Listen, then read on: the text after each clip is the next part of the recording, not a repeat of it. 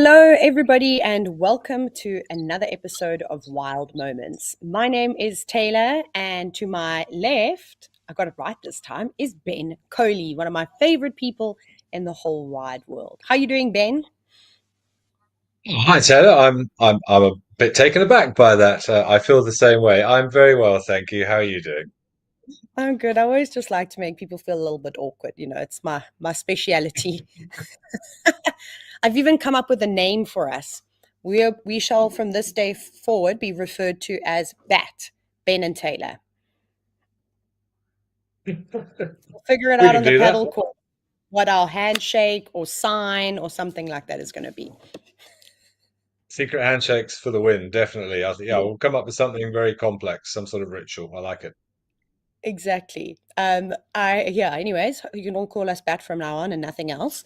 It's obviously good to host another show with you, Ben. I know we've both been adventuring in all sorts of areas, and we've got a couple of people who have said hello. So let me quickly jump to that. So Tris, first up, yay, our in-house vet. It's good to hear from you again. You've got cold water and mint candies, yum. And then Casper's third ghost, hello. I see you've made a mistake because you've called us Ben and Taylor, and you've got hot tea today. It's no problem. Casper's third ghost, we all make mistakes, but we can correct them. I'm just teasing. And then dear NC, it's good to hear from you too. And you got your coffee going. And then Aussie Jan, welcome, welcome. You having a quick coffee break. And then Zygote, you have said hello to us, namaste, to you too. It's so good to see all the regulars on board as usual. And then Jan Powers has also just popped in. He said hello. It's still quite warm in Arizona, so you've got water. Staying hydrated is the best way to go. I've definitely not drank enough water today, but we'll deal with that later, probably with a headache. And then Kaoru, hello, hello. You've got milk as usual. It's good to have you all on board. Ben, what beverage are you consuming at the moment? I feel terrible because all these people have got lovely healthy beverages, and I have a cream soda flavored energy drink. But in my defense, I've just come back from a stint of guiding and I'm not guiding fit. And all these early mornings and very strange weather that we've had recently has Mm. taken its toll a little bit. You can see I'm a little bit sunburnt, but I've also been rained on and blown away. And we even had some hail at one point over the last Oh, 3 days. wow. So only for a few minutes. But yeah, we've had a beautiful lightning storm one evening. So I've seen about 8 different seasons in the last week or so. But lovely to see the bush have a little bit of a smattering of rain at least. And I can see the shoots coming through. So the bush is also enjoying a much healthier drink than I. Well, that's good. Just so you know, everybody, energy drinks are a God-saving grace. We all like to live on them. It's just one of those things. It's our guilty pressure, and it fuels us for fun, exciting things. Speaking of lightning, I've also just been away. I just did some guide training just quickly for about a week, and I that big lightning storm. I think it was a bit different from where you were closer to the Drakensberg, but the one that came basically through Hoedspruit. I was actually just on Pridelands. My goodness, 2 nights ago, there was this huge clap of thunder and the biggest bolt of lightning I think I've ever seen in my life. Anyways, after that, I was like, I'm checking out. I'm going to go to bed now. I live in a tent there, and so roughing it nicely. And then the next minute, I hadn't even The gone to next bed minute, yet. I hadn't even gone to bed. Oh, sorry. So basically sitting there about to get ready to go and have a shower. The next minute, I get the phone call from one of the general managers, and I thought, oh, I'm in trouble again. So I answered, and he said, "How are you?" Very calm. So I thought, well, this is going south for me. He says, "There's a fire. Can you round up as many people as you can and come and help?" So obviously Taylor turns from comical and serious to sergeant major. There's no real in between with me. And yelled at the top of my voices to one of the students. I was like, "Go wake everybody up! Whoever wants to fire, closed shoes, bring a jacket and a bottle of water because you never know how long you're going to get stuck out. Then got fire beaters, water canisters. Anyways, thankfully there wasn't wind because that saved us. So we were able to put the fire out in about 2.5 hours. And then I went back in the morning to check it. And thank goodness I did because it had started up again. So I did take some water with me. So I went with the students and we managed to put it all out. So that was eventful. So that's why you'll see if I look like I'm exhausted, it's because I haven't slept much. So, well, exciting times. Well, we had no fires, thankfully, but driving back, it probably was the same storm because I was driving straight towards the Drakensberg, and yeah, cloud to cloud, and some fork lightning and some rumbles. And we managed to avoid the rain. At one point, I had the rain jacket out ready because I figured if it was going to come, it was going to come hard. But by the time we got back to camp just in time, and then there was this just it wasn't a rumble, but just this noise. It felt like a Mm, storm approaching. This wind mm. coming. The wind started to pick up, and we were bracing ourselves. Then we got hit with a few hailstones, decent size. Then it rained for maybe a minute or two, and then suddenly it was fine again. So it That was a was it. very strange. We must have just got the edge of it. Wow, very cool. So, as you see, as a guide, we put through all sorts of tests, not just testing guests. I'm teasing. We love you all, and but the weather tends to get us quite a bit. And firefighting season is here. So I know there've been a lot of fires going on. So I'm glad that Makalali and the surrounding reserves were okay. Right, we've got a few more hellos. We have got Bridget McKinney who says, "Hi, Bat." You can get 2 gold stars, and then Christy. Funny enough, thought, Ben, when I asked you what you were drinking, that you were going to pull out a castle, which is a type of beer. Not today. If only, if only. Probably in the other, on the other Maybe a hand. little bit later. And then, is it Pi? I'm assuming you said good morning from Brazil. Great to have you. I don't think that we have actually met before. Maybe we were just sitting silently in the chats. But welcome, welcome, where we tell lots and lots of stories on this live safari. But if this is your first time watching, it's great to have you on board. Don't be afraid to send in your questions. This is a safe, friendly community. And what we're going to be doing next is, I promise this is not a chat pod, a chat pod. Oh my gosh, I'm aging. A podcast or a talk show is what I actually meant. But we are going to have a look at some wonderful clips from all the live cameras over many different countries and destinations. So I think it's time to get straight into the first one. So we are going to be heading to a game reserve called Kapama, which is just a stone throw away from where I'm sitting. And we're going to check out some hyenas. Oh, hello.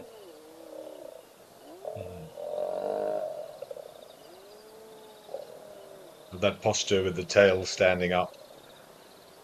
It's impressive. Look at the lion on the right. She's terrified. She's all curled up.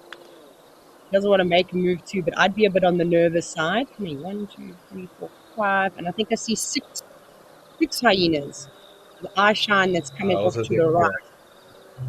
6 against 1, I think. Yeah, that's not a Oh, good. there's It could even be another more. lion. 7. Right.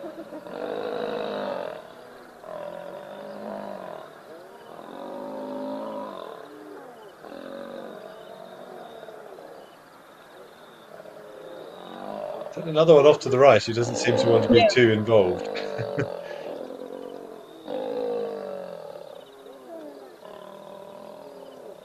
Isn't that audio just amazing?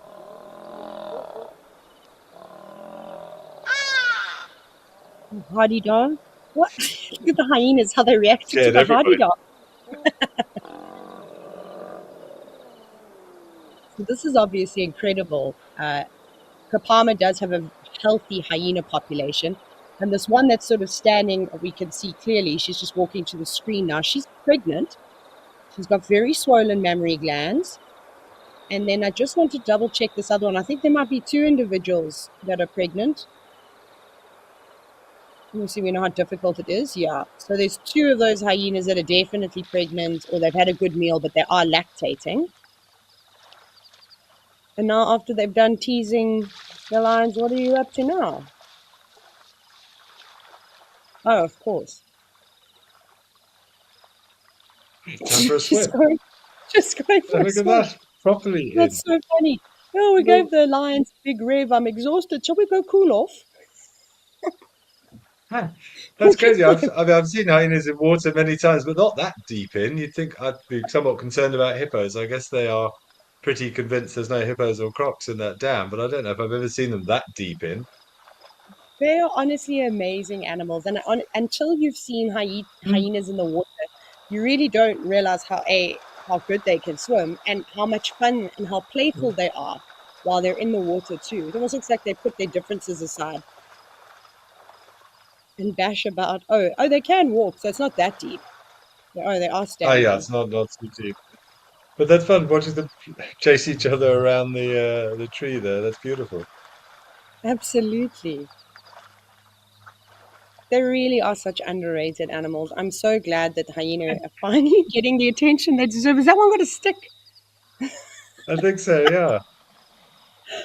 Oh He's my doing his goodness. Labrador impression. Oh, yes, got the stick. Look at them.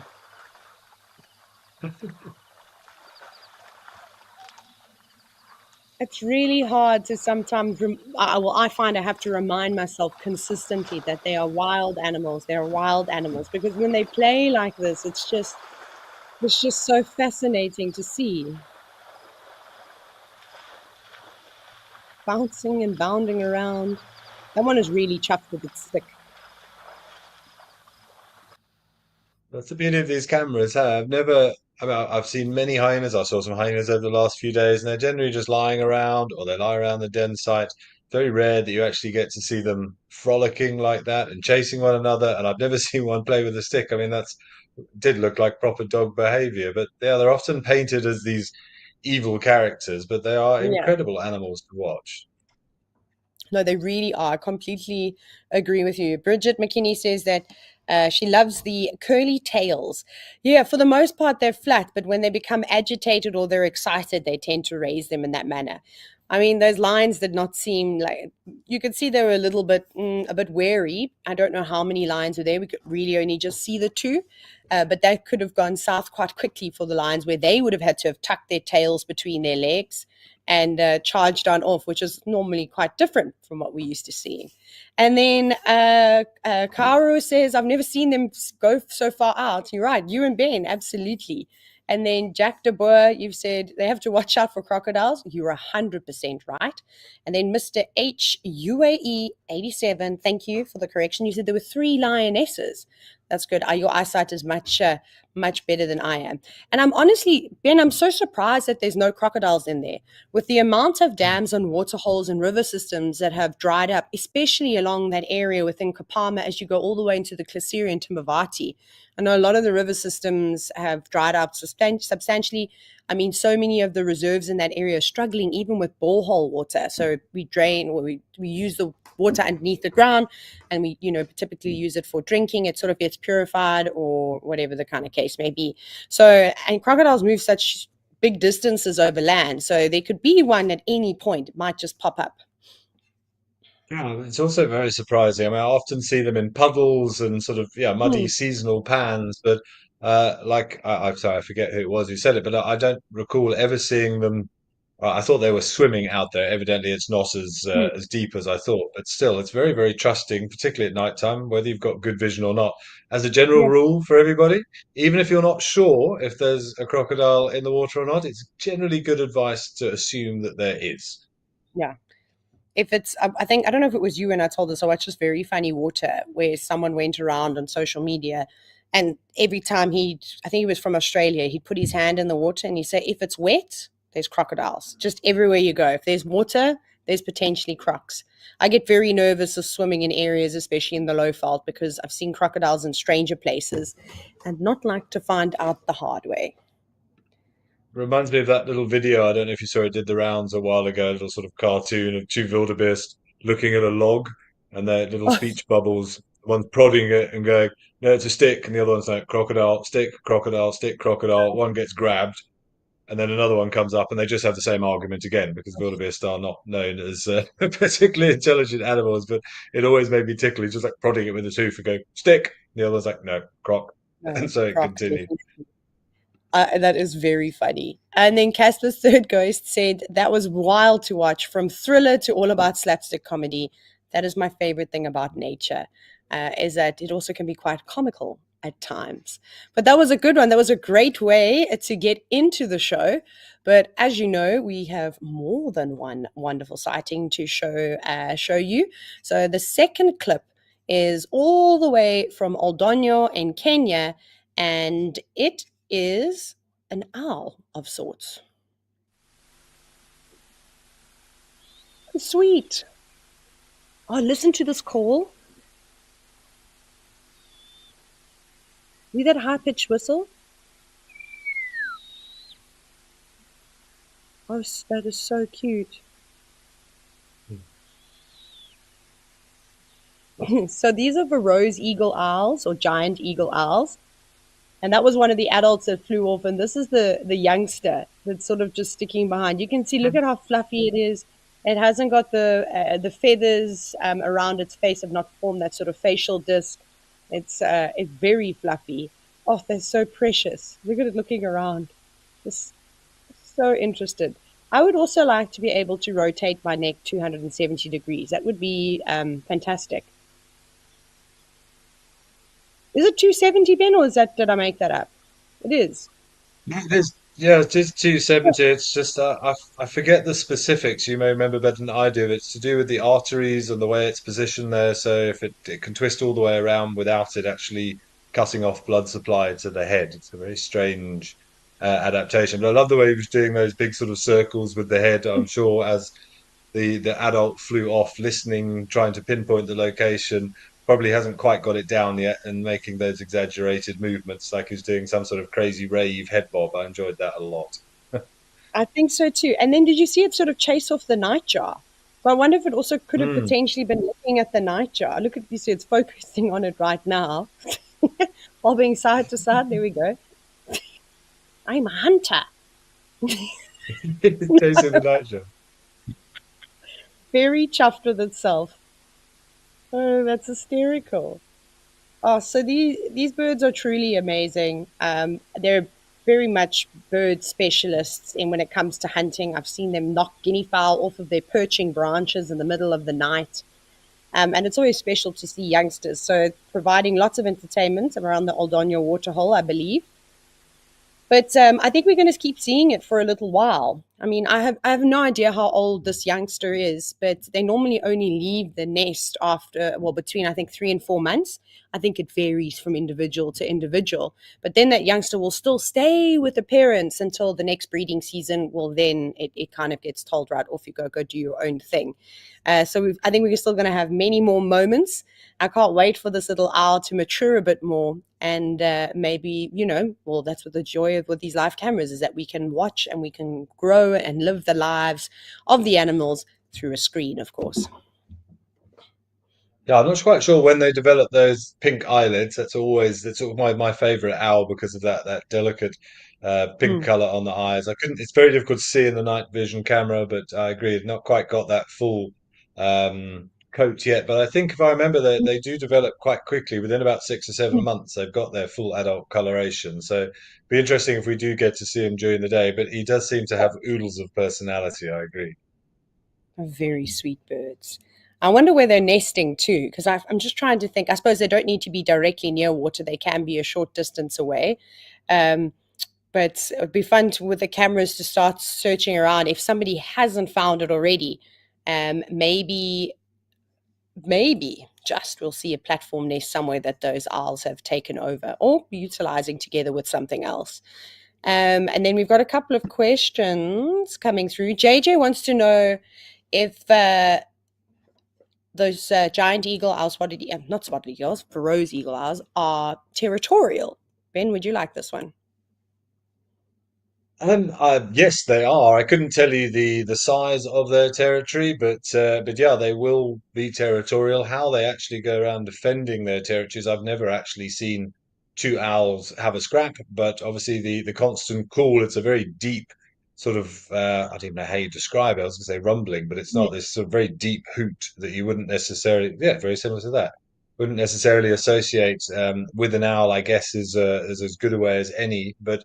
I would imagine that they're probably not massive territories. I don't know if you've ever seen a territorial fight, Taylor, but I would think probably a kilometer on average, I would think is probably about right, but that is a bit of a thumb suck. But from what you said earlier as well, I always associate them with river lines and quite heavily Mm, vegetated areas and drainage lines. But probably I can't remember how long ago it was. Not that long ago, but I was driving through Kruger National Park in an incredibly open area, like proper savanna yeah. plains, and there was one tree in the middle of it, one large tree. It might have been a Budabeen or something, but no water anywhere to be seen. And sitting in it was two Varro's eagle owls. I don't know how far away the closest water must have been, but it was the last thing I expected to see in a tree in the middle of arid plains. So evidently they are a little more diverse than I've given them credit for. I completely agree with you. I would have to read up to see if anyone's been able to have a rough understanding of their territories. Ben, you're going to have to come and visit because I've got a pair that are living at the place that I live, and then there's also a juvenile at the moment. But there's so See. many dead trees in this one open area, and they love to sit in them every single night. So when the stars are out and the moon is in hopefully a new moon phase, wouldn't that be great to get the owl and the and all the stars because it's a huge open area. I'm basically saying, Ben, please can you come help me teach me astronomy photography? That's basically what I'm asking. Absolutely. Deep trees, Milky Way, and an owl that's going to sit still and likely not fly so it doesn't shake around in the picture. That'll be a spectacular image.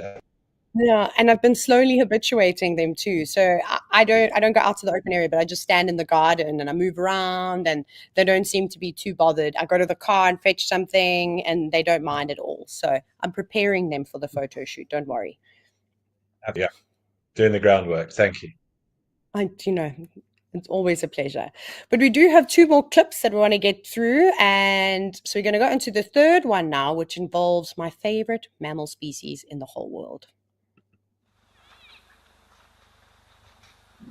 Elephants. And this is at Hyena Pan. This is in Botswana, in the Kwai area. Having a good old drink.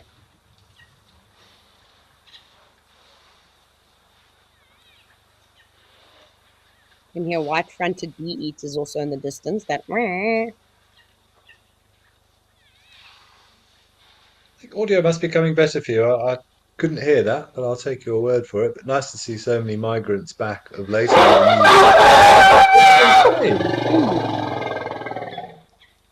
I think that was a little bit uncalled for. So yeah, I the thought cow. that wasn't a trick. No. Oh, there we go. There, I think there's what given the reveal now. So the cow that's now drinking furthest to the left, if we're looking at the screen, I think she wanted her youngster to come through and have a drink. And that slightly older cow, or sub-adult, I think, was in the way. And she just said absolutely not, and pushed her. Was it a he? And pushed him or her over. Sorry, I couldn't see. Shame, that's terrible. Yeah, I was also I Obviously, kind of assume it was a male that she would discipline yeah. the male, but I can't see. I'd actually think it looks possibly is a young female, but difficult to tell. But yeah, she looks a bit flustered. Like she just sort of wandered off. Oh, there's more. There she goes again. Shoo. Something Grumpy mum. is, yeah, she's not happy about something at the moment. Maybe she's just having an off day. Yeah, it's really interesting the social dynamics between elephants and how they reprimand one another. Obviously, we sit here, and I even said that I anthropomorphized, where I said, "Oh, that was a bit harsh or unnecessary." Now look how everybody moves out of her way when she Hmm. starts approaching again.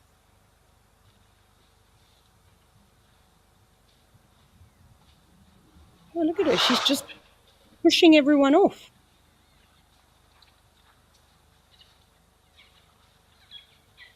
Very interesting. I suppose everybody gets a bee in their bonnet every now and then. I don't know which elephant did that. I'm assuming it's one of them that are not drinking at the moment. But Yeah, that interesting, her sounds. temporal glands don't seem to be streaming. I can see some staining there, but it doesn't look to be fresh. You'd think if she was that upset, it would be manifested in those temporal glands, or is it just beginning to come now? But no, I don't Maybe, see yeah. much there. You know, I think one of the biggest things that's going to be affecting these animals specifically, because I was just in this area a couple of weeks ago, there is almost no food left. There, I mean, okay, Mm. obviously around the Mapani forests, which is where this waterhole is situated, there's not much that grows there, anyways, in terms of ground cover. But even in the big open areas, even the vegetation along the channels, it's almost non-existent. They've grazed and browsed everything down to almost nothing. So, I mean, and if you look at them, they're all, even the young ones, look how much of this spine is. Leave it alone. Like, I think I wonder if that sort of stress of not, being hungry, not being able to feed enough every single day is maybe playing a role to that. But I mean, sometimes you just get bossy cows. And over all my life, and I mean, I'm sure you agree, every now and then you find a herd where one is just had a bad experience and is just reprimanding everybody that she or he might come across. But there was definitely a roar in there towards, well, the last two, they were from youngsters. So I'm not sure if one was throwing a tantrum because it wasn't allowed to suckle. Maybe it's too old or mom doesn't want it to suckle. And then obviously those ones when that cow would come forward and sort of chase or tusk the other individuals. Crazy. Yeah, but it was a good indication of the power. I mean, she just gave that little one Hmm. a nudge and sent it flying. But I agree with you Yeah. completely. Nutritional stress, I think, would be the most likely cause. It was whether it was a saturation on the camera, but you could see that dung that was in the foreground of the last shot was so red, really Yeah. attributing the amount of tannin in the diet that they are Yeah. just that it's really bark and they haven't got much else to go on, which is not a particularly wonderful diet for a prolonged period of time. And again, when I was in Kruger last week, we saw a dead elephant at one of the river crossings or on a dry riverbed. No sign of why. There was just a few eagles hanging around, obviously not being able to get into the skin. I know in the Sabi Sands a couple of days ago, guests were just showing me pictures. They were there. Also, a dead elephant, and the guides had no explanation as to what happened to it, assumed it was natural causes. So yeah, I think the elephant's under a lot more stress at the moment than we realise. And I certainly the elephants that I've seen over the last few days, I have been giving them a little bit of extra space Yeah. because I also get hangry. So I think it's always good advice. Same thing, and I can't remember if I mentioned it when we last hosted or when I can't remember who I was with, but when I was talking about Botswana, and we saw quite a few dead elephants too. And then it brings me back to with the depleting water sources. If it's not something like blue green algae poisoning, cyanobacteria poisoning, with the low levels of water, the concentrated algal blooms, and we, historically, even in the Sabi sand, do see animals especially during these drier periods, dying of blue green algae poisoning, and that's because within the Sabi sand, if they do find dead predators, quite often they want to do a necropsy and just understand, what is causing their death. They used to release a report. I don't think that kind of stuff, all those studies are necessarily being done in Botswana in those areas. We're very lucky with how advanced our veterinarian teams are in South Africa, but it's also something to think of, um, too, just because of how much water elephants have to drink all the time. There have also been some cases in one of the reserves nearby here. They've lost a few animals to tannin poisoning because now that Oh, we had okay. that little bit of Hmm. rain last week, just a tiny little bit of drizzle, and the trees have responded, and the little shoots are coming out, and the herbivores. It was a few kudus, I think, that were affected, and they're obviously just hoovering up all these tiny, tiny little leaves are coming out that are packed full of chemical defense.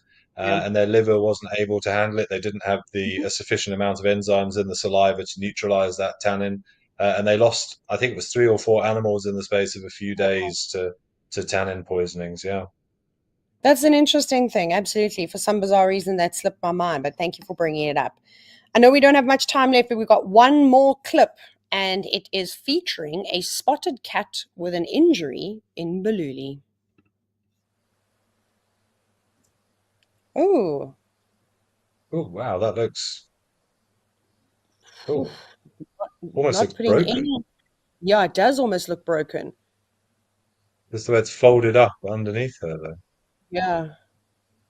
Yeah, I think I agree with you there, Ben. I think that's the sort of I can't The- remember. Please remind yeah, me what would what that that be? The joint. is that the carpals? I'm just trying to think with that. It's sort of the wrist equivalent. So yeah, possibly those carpal joints. But that looks as if it's been snapped. Yeah, maybe even maybe a tendon has snapped, and maybe that's Mm, why this, it's pulled under like that as well. I don't know, because when this yeah. leopard lifts it, does it go straight or does it stay in that curled position? No, it looked as if it was curled up. It almost sort of remind me like a gorilla hand, that way Yeah. it's sort of curled under, but that must be very uncomfortable. Very uncomfortable. Luckily, we've got Tris Vissop on board. Tris, do you have any input on this? The reason why I just said, if it's constantly pulled back like that, I'm just thinking about when somebody does snap a tendon and how a muscle or something will tend to react. Or is it, what would you say? Is it broken? It would be great to hear from you. So we'll just wait for some feedback. It's always nice. But anybody else, please give us your opinions. What do you think could potentially have happened? I mean, that could have been, fighting with an animal, an argument with another leopard, trying to get away up a tree or jump funny and didn't land as well. I mean, there is endless reasons for an injury like that.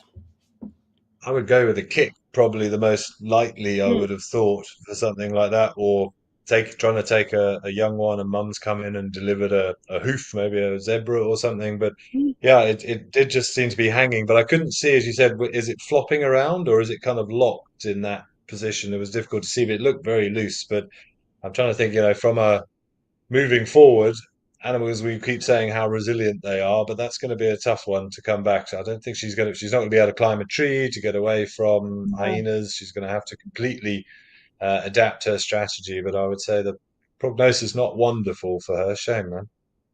No, and Tris has actually just come back. So I'm just going to read what Tris said. Tris said, of course, it's difficult to make diagnosis on this short video. Absolutely. And I suppose not being able to physically examine the animal plays a huge role in that. But then you've also gone to say, but my best guess is that she has a fracture of her right humerus and radial nerve palsy. And then you've also said that this kind of injury is almost impossible to heal naturally without restoring the limb function. And then even with proper treatment and interbone fixation, it would be challenging. So, the suggestion is that she will probably die from starvation.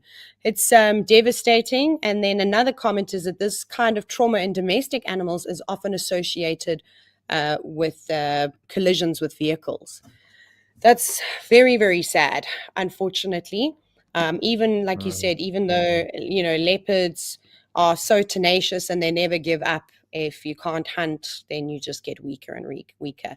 So, not great, unfortunately, but such is life in the natural world. And it's definitely an injury that I can't say that I've ever seen on a leopard. But yeah, Yeah. one to definitely to look out from. So thank you, Tris. I'm actually going to read up a bit more about what you stated and have a look at some images just so that I can understand the prognosis a little bit better. But thank you very much, everybody. I know we went a little bit over time today, but we had some great clips. Thank you so much, Ben, for joining us today. And yeah, we hope both of us, we hope to see you all soon. Otherwise, I hope you have a fantastic Friday and, well, tomorrow, Friday, and an even better weekend. Cheers. Thank you. Thanks, Bye. everybody. Cheers, Taylor. Bye bye.